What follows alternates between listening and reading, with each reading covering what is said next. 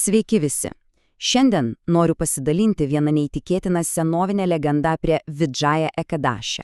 Tai pasakojimas ne tiek apie ginklų galią, kiek apie tai, kaip tikėjimas ir vidinė stiprybė gali įveikti net atrodytų visiškai neįmanomas kliūtis. Taigi mūsų istorija prasideda, sakyčiau, visiškoje aklavietėje. Įsivaizduokime, milžiniška armija, galinga, pasirengusi viskam, bet staiga ją sustabdo ne priešas, ne, o pati gamta, milžiniška, neįveikiama jėga.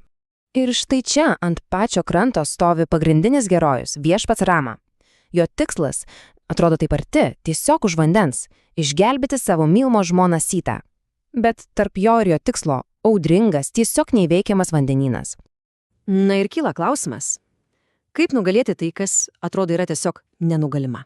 Pamėginkime įsivaizduoti tą jausmą, tas beviltiškumas, kai matai savo tikslą, bet tiesiog negali jo pasiekti.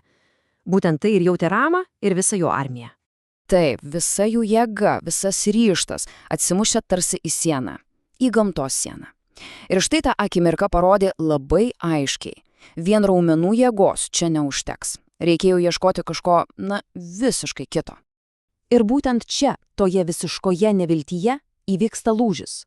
Žinot, kai jėga nebeveikia, protas pradeda ieškoti kitų kelių, išminties kelių. Ir kaip tik tuo momentu, kai atrodė, kad viskas prarasta, pasirodo išminčius Bakadalbėja. Svarbu pabrėžti, jis ne koks karvedys su nauju mūšio planu. Ne, jis senovinių žinių saugotojas. Ir jo pasiūlymas jis paremtas ne ginklais, o dvasinė stiprybė. Koksgi tas pasiūlymas? Tai Vidžaja Ekadašas. Tai nėra mūšio strategija, tai yra dvasinė praktika, šventas įžadas, o pats pavadinimas Vidžaja reiškia pergalę. Legenda sako, kad jei šį įžadą atliksi tyra širdimi, pergalė garantuota. Gerai, tad kasgi tai per stebuklingas ritualas? Ką reiškia duoti tą pergalės įžadą? Pažiūrėkime iš arčiau, kaip ritualas, pasak legendos, galėjo sutramdyti net vandenyno bangas. Viskas susidėjo iš 3 labai svarbių dalių. Pirmiausia, pats įžadas. Tai tvirtas, nuoširdus pasižadėjimas laikytis visko, kas bus toliau. Antra, šventasis indas. Tai simbolis, indas su vandeniu papuoštas mangų lapais, atstovaujantis dieviškumui. Na ir trečia, svarbiausia dalis – pasninkas. Visiškas pasninkas. Nuo aušros iki sutemų, bet ne tik kūno, o ir minčių. Visas dėmesys sutelktas į maldą, į savo tikslą. Ir išminčiaus pažadas Ramai buvo tiesiog neįtikėtinas. Jis pasakė, laikydamasis šio įžado, tyra širdimi, viešpatie Rama, net vandenynas paklus tavo valiai. Pagalvokime apie tai.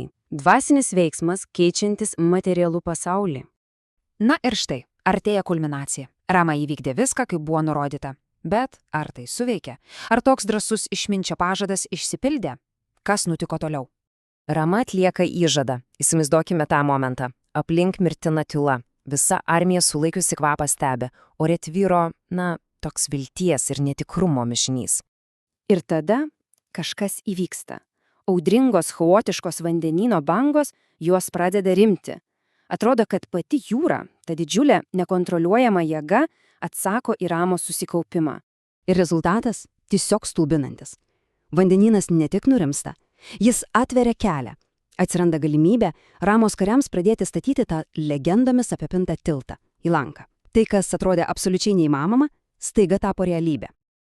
Bet žinote, šis pasakojimas yra kur kas daugiau nei tiesiog sena legenda apie stebuklą. Jis turi labai gilią prasmę, kuri aktuali net ir šiandien. Tad pažvelkime, kokį palikimą mums paliko ši istorija. Tai kodėl ši legenda tokia gyvybinga? Nes ji kalba apie esminius dalykus. Apie tai, kad tikėjimas gali įveikti atrodytų neįveikiamas kliūtis, kad disciplina ir ryžtas gali paversti neįmanomą įmanomu. Ir svarbiausia, ji parodo, kad vidinė stiprybė, dvasios jėga yra lygiai tokia pat galinga, o gal net galingesnė už fizinę jėgą.